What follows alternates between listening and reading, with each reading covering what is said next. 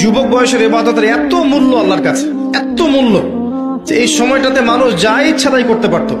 কিন্তু যুবক শ্রেণী আল্লাহকে ভয় করে, তার রাসূলকে ভালোবেসে, রাসূলের সুন্নাহগুলোর উপর আমল করলে, নামাজ পড়লে, রোজা রাখলে, তাহাজ্জুদ পড়লে, জিকির করলে, সৎ কাজের আদেশ করলে, অসৎ কাজে নিষেধ করলে, জ্ঞান অর্জন করলে, তিলাওয়াত করলে, এক কথায় ন্যায়ের পথে থাকলে আল্লাহ পাক অফুরন্ত নেকি পুরস্কার দিবেন ইনশাআল্লাহ তাআলা। যে ব্যক্তি আল্লাহ ছাড়া অন্য কারো নামে কসম করে সে ব্যক্তি কুফরি করলো, এটা একটা কুফরি।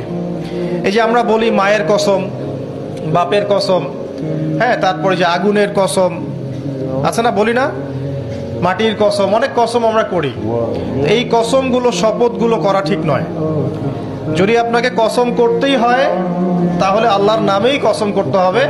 আস্তাগফিরুল্লাহ, আস্তাগফিরুল্লাহ, আস্তাগফিরুল্লাহ। হাঁটছি, চলছি, ড্রাইভিং করছি, বাস স্টেশনে অপেক্ষা করছি, ফিলিং স্টেশনে ফুয়েল নিচ্ছি, পড়বো আস্তাগফিরুল্লাহ। কি পড়বো? আস্তাগফিরুল্লাহ। যারা সব সময় আস্তাগফিরুল্লাহ পড়ে তাদের রিজিকের কোনো টেনশন হয় না, রিজিক নিয়ে তাদের আর কোনো চিন্তা থাকে না। কারো যে কোনো অসুস্থতা থাকলে সূরা ফাতিহা পড়বেন।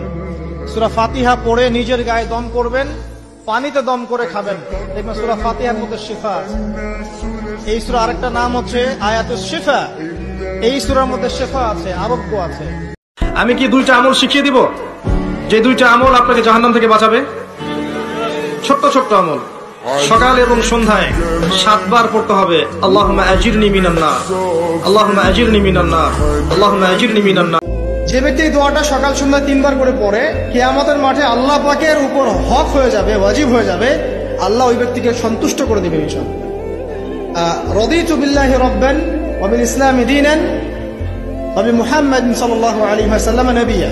এতগুলো দিন থাকতে জুমার দিনের এত ফজিলত কেন? কারণ এই দিনে আল্লাহ তাআলা আদম আলাইহিস সালামকে তৈরি করেছেন। এই দিনে আল্লাহ তাআলা সাইয়েদনা আদমকে জান্নাত থেকে দুনিয়ায় পাঠিয়েছেন। জুমার দিনে আল্লাহ সাইয়েদনা আদম আলাইহিস সালামের তওবা কবুল করেছেন। এই জুমার দিনে আল্লাহ তাআলা সাইয়েদনা আদম আলাইহিস সালামের রূহ কবজ করবেন। জুমার দিন ছাড়া কিয়ামত অনুষ্ঠিত হবে। আরেকটা বড় অস্ত্র বলে দিচ্ছি, নামাজের সিজদায় যখন আপনার মাথা আপনার সবচেয়ে উঁচু জায়গাটা সবচেয়ে নিচু জায়গায় লাগিয়েছেন, আল্লাহর সামনে নত করেছেন, এই সিজদায় তাসবিহ পাঠ করেন সুবহান রাব্বিয়াল আ'লা, অথবা সুবহানাকা আল্লাহুম্মা রাব্বানা ওয়া বিহামদিকা আল্লাহুম্মা ইগফিরলি, অথবা সুবহান কুদ্দুসুন রাব্বুল মালায়েকাতি ওয়ার রূহ পাঠ করেন। করার পর দোয়া করেন। সিজদায় যে দোয়াই করবেন ইনশাআল্লাহ কবুল হয়ে যাবে।